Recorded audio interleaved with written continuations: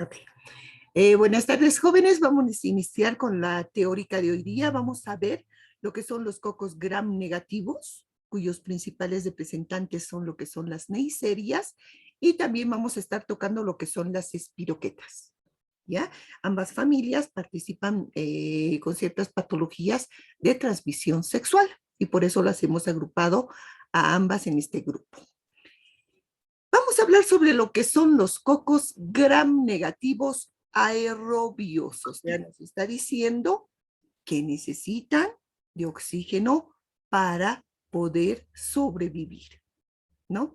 Cocos, ya, de hecho, ya nos indica, ¿no? Que tienen la forma de lo que es una arenilla o la forma redondita, si ustedes prefieren. Gram negativos nos está indicando que son capaces de captar el segundo colorante de lo que es la tinción gram. O sea que vistos al microscopio, o se los va a ver de un color así medio rosadito, fucsia, incluso un rojo intenso.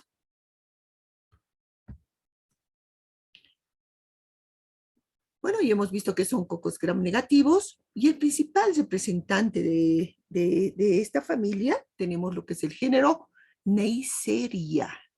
Neisseria.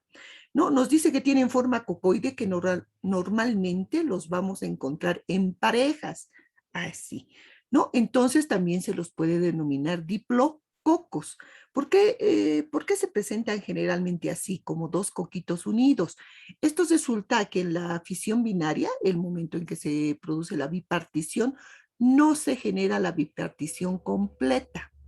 O sea, los septos no se dividen totalmente. Y es por eso que estos microorganismos se asemejan así la forma, ¿no? De lo que es un grano de café, podríamos decir. Una de las principales características de lo que son las neiserias es que son piógenos, jóvenes, piógenos. ¿Qué quiere decir piógenos? Que son productores de pus. En algún momento lo pregunté en algún repaso y no pudieron la mayoría contestar. Piógenos son productores de pus. Los principales representantes tenemos Neisseria meningitidis, que es capaz de producir lo que es la meningitis o una meningococemia, y tenemos lo que es la Neisseria gonorrhoeae, que va a producir lo que es la gonorrea.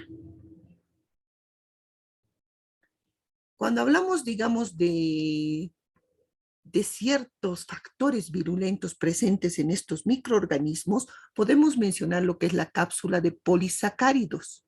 Ellos presentan lo que es una cápsula, ¿ya? Si recordamos un poquito, cuando hablábamos de cápsula de polisacáridos, nos referíamos a que podían estos colaborar en lo que es primero la adherencia, aumenta la adherencia de estos microorganismos, en este caso a lo que es la mucosa. Lo otro, la cápsula podía servir como una fuente de reserva en caso de que exista un déficit de nutrimientos o de ciertos elementos necesarios para la multiplicación de estos microorganismos. ¿Listo? También va a presentar lo que son pelos y fimbrias.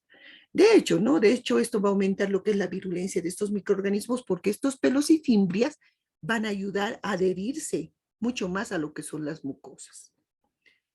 Si son gram negativos, de hecho, presentan lo que son los lipopolisacáridos. Cuando estos lipopolisacáridos generan toxinas potentes, también se les denomina endotoxinas, ¿no? Y estas endotoxinas, ¿en qué momento son liberadas? El momento en que la célula bacteriana, la célula procariota, o si prefieren la bacteria, va a morir. El momento en que lisa, ¿no? En ese momento esta endotoxina es liberada. Ahora, cuando hablamos de endotoxinas, un montón, ¿no? Desde las que producen vómitos, fiebres, diarreas, shocks anafilácticos, incluso pueden llegar a producir.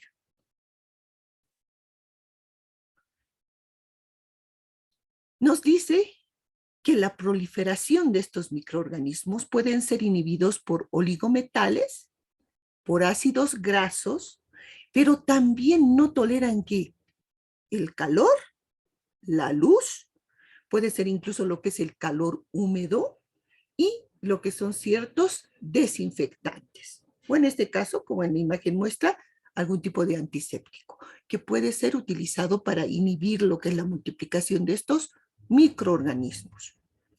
Son microorganismos un poco exigentes, entonces necesitan un medio de cultivo que generalmente puede ser el agar chocolate, también podemos presentar a lo que es Muller ginto. Nos dice que son oxidasa positiva. Tal vez muchos aún no han escuchado ese término. ¿Qué nos dice que es una oxidasa positiva? Yo tengo mi medio de cultivo, tengo mi cajita Petri y se supone que he hecho mi siembra de neiserias.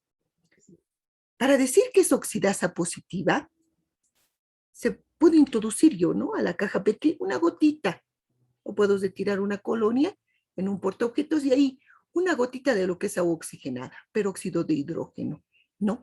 Y la colonia que va a hacer puedes burbujear oxígeno. En ese caso, o sea, es capaz de desdoblar, digamos, el oxígeno en lo que es agua y oxígeno. Y esta liberación se denomina oxidasa positiva.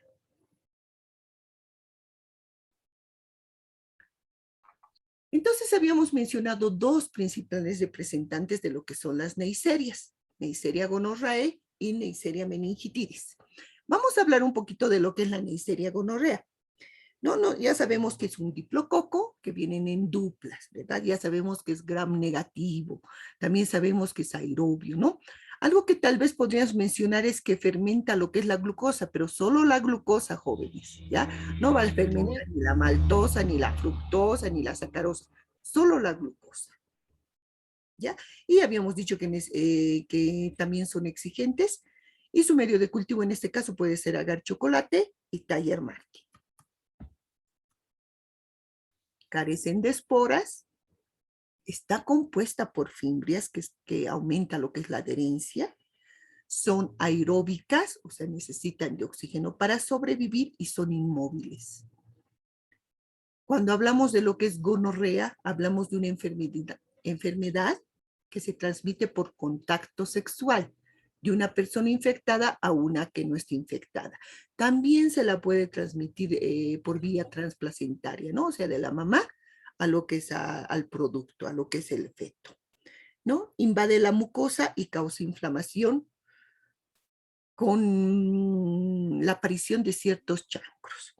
Es sensible a lo que es la deshidratación y a lo que son las altas temperaturas. Eso también lo habíamos mencionado en esa idea general. Ahora, si la mamá presenta gonorrea, el momento del nacimiento, el producto puede contagiarse de lo que es esta enfermedad. No, se puede generar una conjuntivitis, ¿no? Habíamos indicado que Neisseria es piógeno, no se olviden, productor de pus, ¿no? Entonces, en este caso, produce una conjuntivitis purulenta, purulenta, ¿no? A esto, si vamos a utilizar lo que es la terminología adecuada, se le conoce como oftalmia neonatorum. Oftalmia neonatorum. Ahora, en los varones, la infección va a producir lo que es una uretritis, que se manifiesta por disuria, nos dice, o sea, nos está diciendo que va a tener un dolor el momento que orine, y una secreción uretral purulenta. ¿Por qué? Porque Neisseria es piógeno. ¿Listo? Una secreción uretral purulenta. Muchas veces el varón incluso llega a tener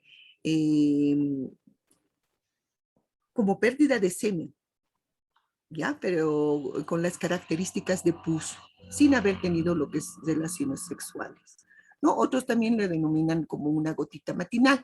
Puede ser que el varón simplemente en la mañana, el momento que despierta, pierde líquido, pero así, a manera de pus. En las mujeres se produce una infección en el endocervix y la infección, esto es importante, chicas, la infección va ascendiendo. O sea, puede llegar a lo que son los conductos uterinos. En ambas personas, o sea, sea femenino, sea masculino, la complicación puede llegar a producir infertilidad. Prurito, disuria y leucorrea, ¿no? Un flujo, nos dice blanco, verde amarillento, igual en el varón, ¿no? Un flujo verde amarillento. Entonces, para hacer lo que es el diagnóstico, hay que tomar una muestra. En los varones se lo va a tomar a partir de lo que es el exudado uretral, ¿no? Si está, digamos, la secreción viniendo sin necesidad de ningún procedimiento, lo van a tomar de la secreción directamente con un hisopo, ¿no? Pero si, digamos, no existe lo que es ese fluido, entonces van a tomar con un hisopo y van a hacer un frotis a nivel de lo que es la uretra. El tratamiento, penicilina, se puede utilizar lo que es tetraciclinas, cloranfenicol, quinolonas, macrólidos, ¿no? Tenemos la ceftriaxona, que prácticamente se lo utiliza para muchas de estas patologías, pero penicilina sigue siendo sensible este microorganismo. La prevención, lógico, tienen que ser fieles, chicos, una sola mujer, chicas también.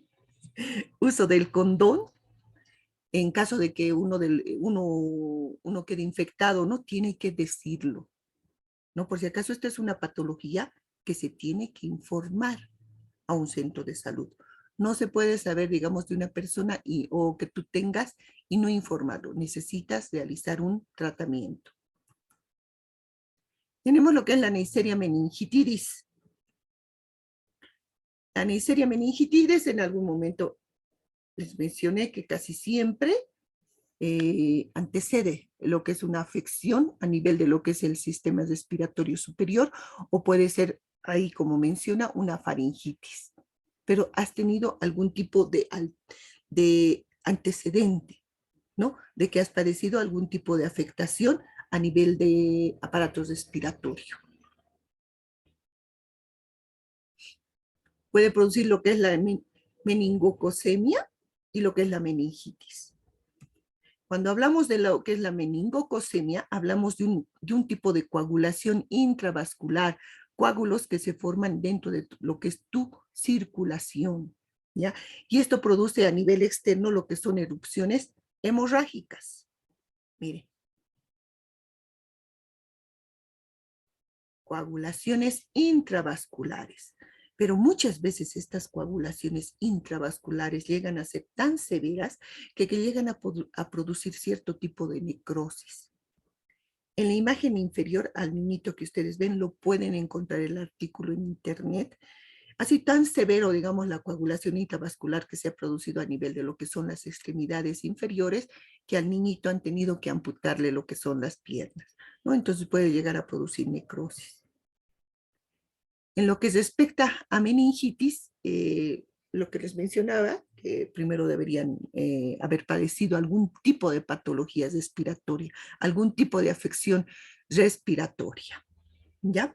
Entonces, la meningitis se caracteriza por fiebre, cefalia, pero no es un dolor de cabeza normal, es un dolor de cabeza intenso, intenso, que al mínimo movimiento empeora.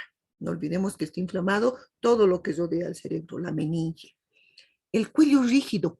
Este cuello rígido es muy similar a una torticulitis. Todos decimos, lo ven de un lado, ¿no? Una torticulitis, pero que te da en ambos lados. O sea, lo que no te permite es girar a ningún lado. Cosa que también tú tratas de evitar debido a lo que es la cefalia, ¿no? Aumento de lo que son los polimorfonucleares en líquidos cefalorraquídeos y una alteración del estado mental. Hay un momento que es tan intenso el dolor de cabeza que tú pierdes incluso la noción, ya no sabes si es de día, si es de noche, medio que pierdes la noción del tiempo. Lo mismo, ¿no? Vómitos, temperatura elevada, dolor severo, intenso de lo que es el cabeza, o sea, cefalias intensas, y lo que son dolores rígidos a nivel de lo que es el cuello, pero en ambos lados. Está producido por un diplococo gram negativo, que es diplococo, lo que hemos mencionado son dos coquitos unidos, morfológicamente dos cocos unidos. Presenta cápsula grande de polisacárido y hemos mencionado en qué le puede favorecer. En este caso, cuando hablamos de la Neisseria meningitis, fermenta la maltosa. Y positiva la prueba de oxidasa, ya les he explicado en qué consiste la prueba de lo que es la oxidasa. Y tenemos también esto, lo que es la prueba de Brudzinski. ¿ya? La prueba de Brudzinski te dice que está alterado lo que son también la contracción muscular, ¿no? O sea que debido a la rigidez que tienes en el cuello, el momento en que tu mentón toca tu pecho, existe una reacción, o sea, automáticamente tus rodillas doblan. A eso se refiere lo que es el signo de Brudzinski, ¿ya? El doctor te dice, por favor toque con su mentón su cuello o ponga su mentón aquí a su pecho, te dice. Y si no puedes, él lo fuerza y si ve el reflejo, este es un signo característico de meningitis. El diagnóstico, hay que hacer una punción lumbar, ¿no? El objetivo es de coger, nos dice el líquido cefalorraquídeo, para buscar los virus y bacterias o bacterias que estén produciendo lo que es esta patología. Bueno, no todos pasan conmigo prácticas, como les decía, muy, muy doloroso, muy doloroso. Ahora, si ustedes ven ahí en la imagen, es una jeringa, no es una jeringa normal, son agujas especiales que hay que irlas a buscar incluso en las casas de insumos especiales, incluso a veces te lo traen a pedido. Vienen por número, eso ya el neurólogo lo pide, ¿no? De acuerdo a lo que él vea conveniente. No es una jeringa normal, ya a eso me refiero.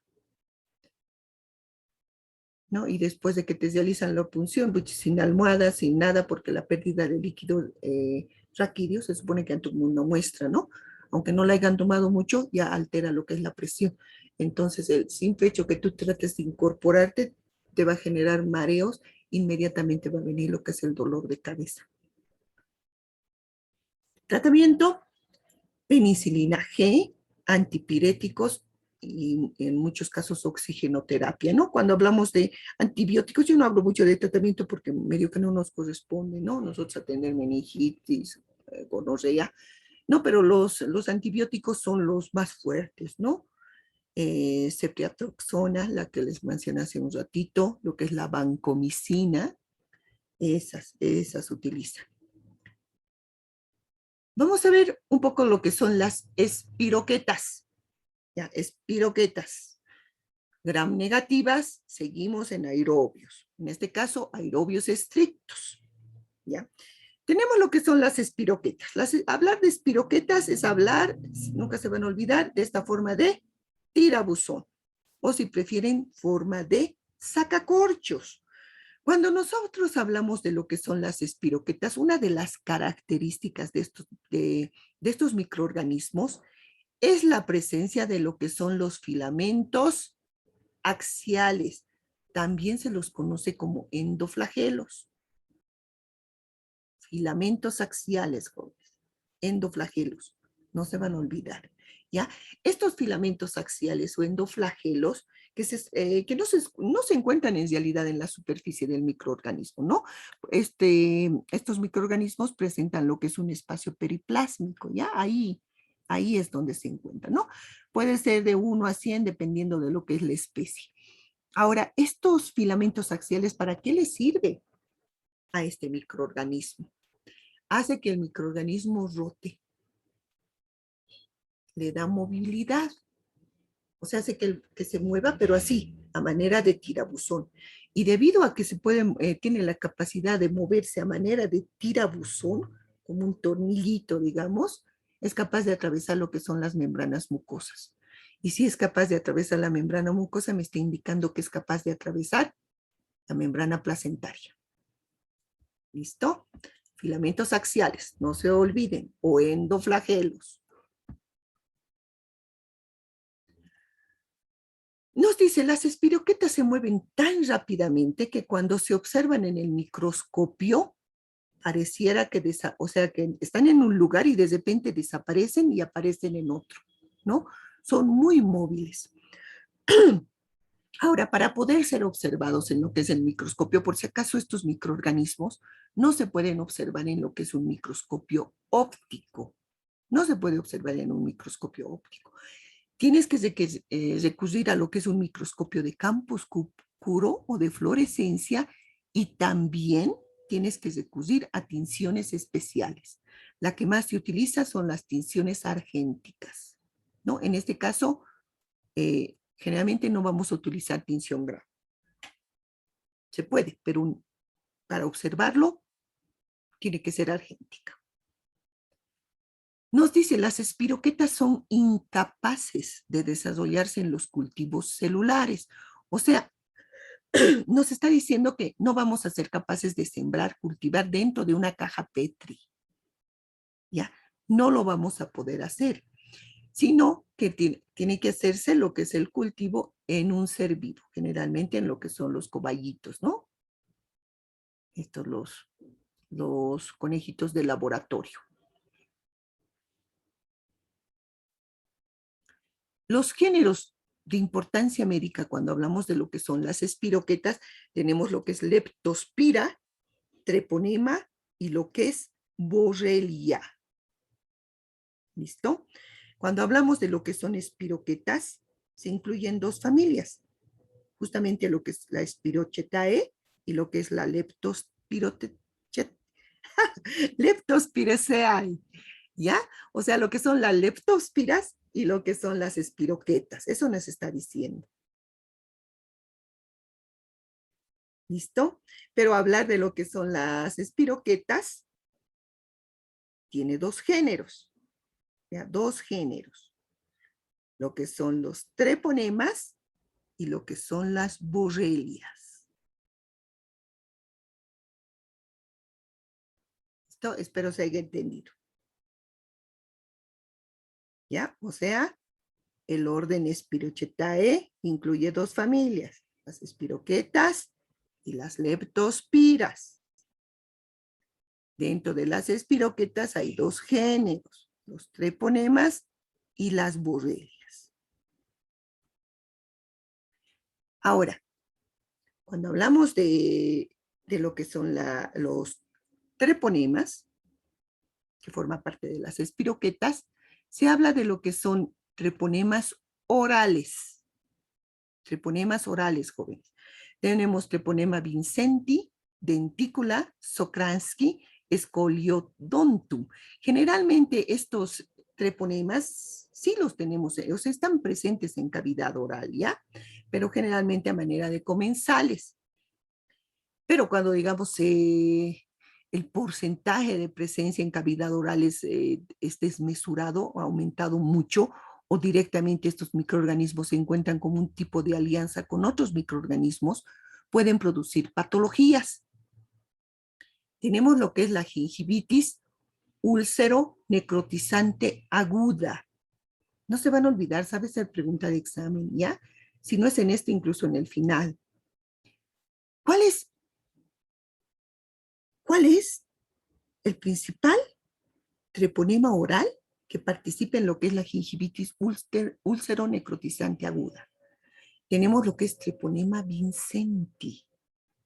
Van a escuchar mucho un término que se conoce como el complejo fuso espiroquetal, ¿no? Puede ser que se les pregunte, ¿quiénes conforman el complejo fuso espiroquetal?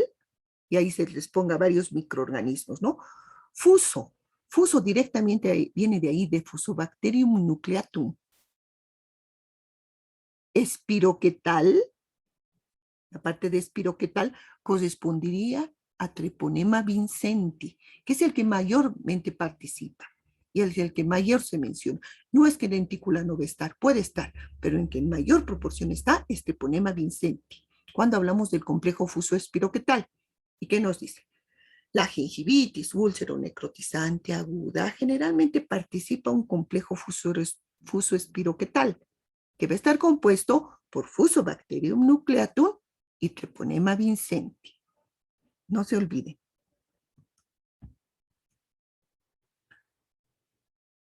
Tenemos otro, el famoso treponema pallidum, ¿ya? Que es capaz de provocar lo que es la sífilis. Estos otros dos generalmente no se los menciona porque las patologías que ellos presentan generalmente no se dan en nuestro continente. El más conocido, treponema pallidum, sífilis.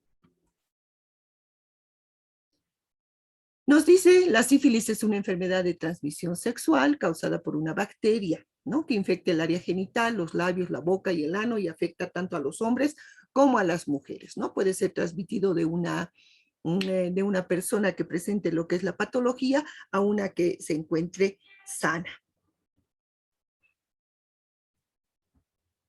También les había mencionado por la forma espiroquetal que presenta y por el movimiento que presenta forma de tirabuzón, es capaz de atravesar lo que es la vasera placentaria. Entonces, el microorganismo tiene capacidad de invadir y atravesar ciertas mucosas del hospedero, o sea, de nosotros, del cuerpo humano, ¿no?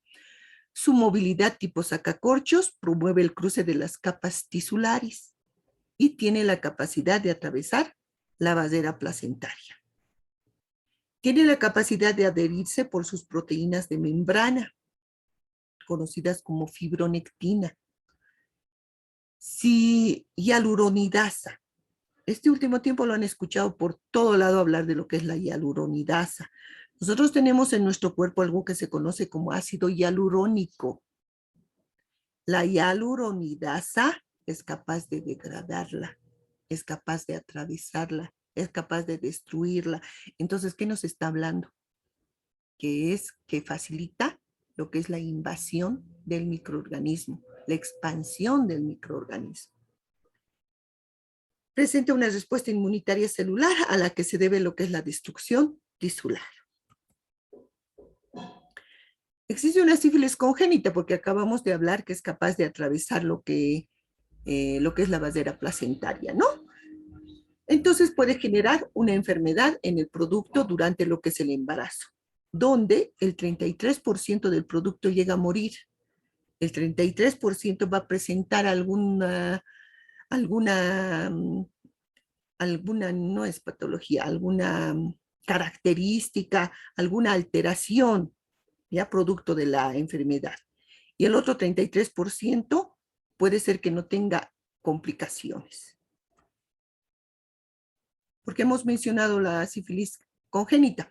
Porque justamente dentro de las complicaciones que se puede producir está la aparición de lo que son los dientes de Hutchinson, ¿ya?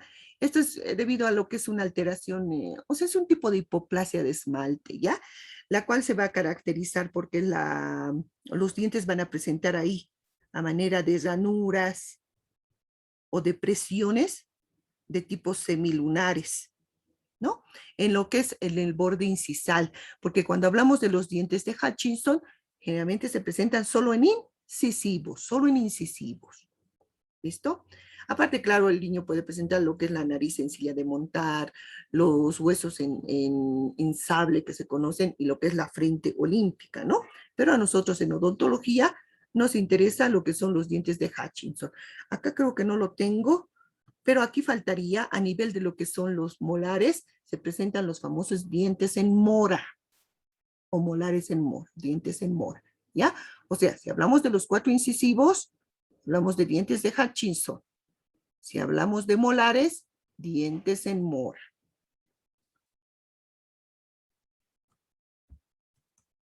Caramba, no quiere pasar la diapositiva.